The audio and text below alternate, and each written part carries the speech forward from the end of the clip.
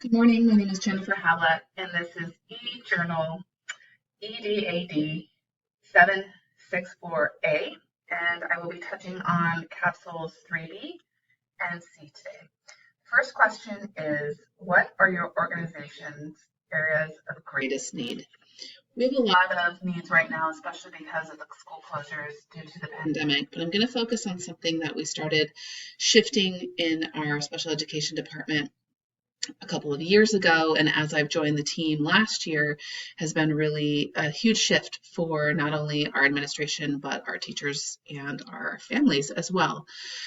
We have had in the past many different specialized special education programs where students were kind of singled out and placed in a program, for lack of a better word, put in a box.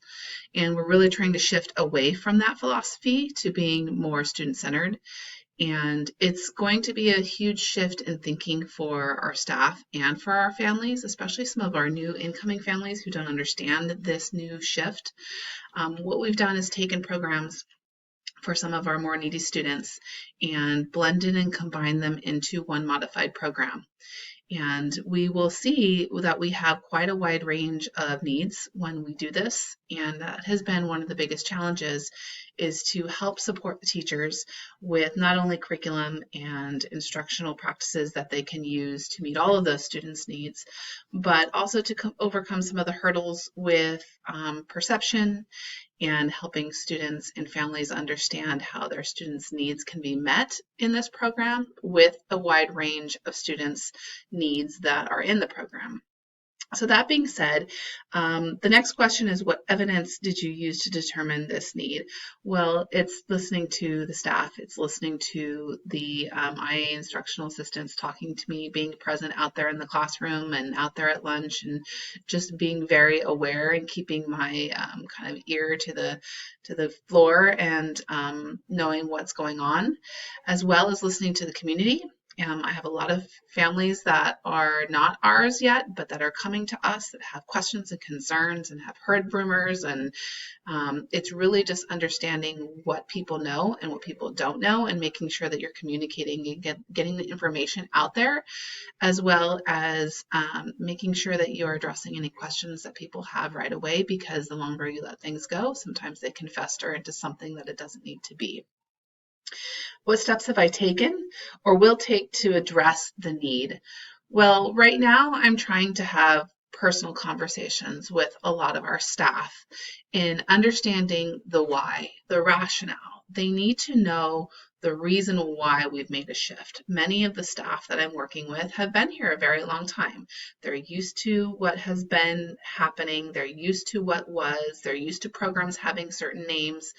And it's just about making sure that I'm being consistent with my message, that I understand and passionate about the reason why we are doing this shift, and that I continue to speak to that every time somebody mentions the word TAP.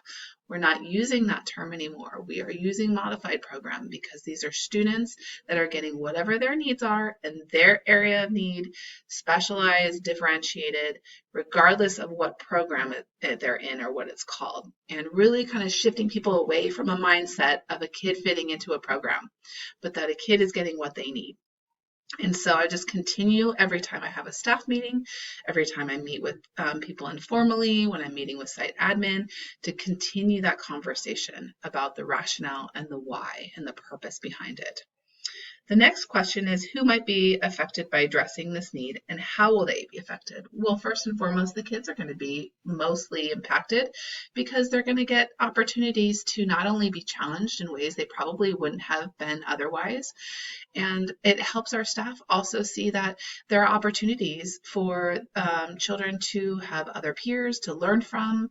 It may cause challenges that you have to face in overcoming bullying. You may have to overcome some conversations around equity and access. And these are all very important conversations that we need to have as a part of our department. So those things are not going to go away. And I think it's important for us to continue to address in a way that has empathy, as well as talks about equality for all of our students and access. For me, it always comes back down to what does the student need, not what's best for staff, what's best for students. And that's what we're here. We're here to serve the students and the families. The last question is, what steps am I going to take to mitigate any negative or unintentional consequences to my actions? I think it's just, again, having that rationale, knowing the why, communicating it and articulating it clearly, and being consistent, and making sure that when people are speaking poorly or saying something, or if there's a miscommunication in some way, that needs to be cleared up. It can't go on without some sort of addressing the issue. So, for example, I have a staff member here yesterday that actually shared with me that one of the students is feeling as if the program is not an appropriate placement for him because some of the students in the program do not communicate verbally, and he does, and this is not a right placement for him. Well, first of all, we need to listen to that student, and their feelings are very valid.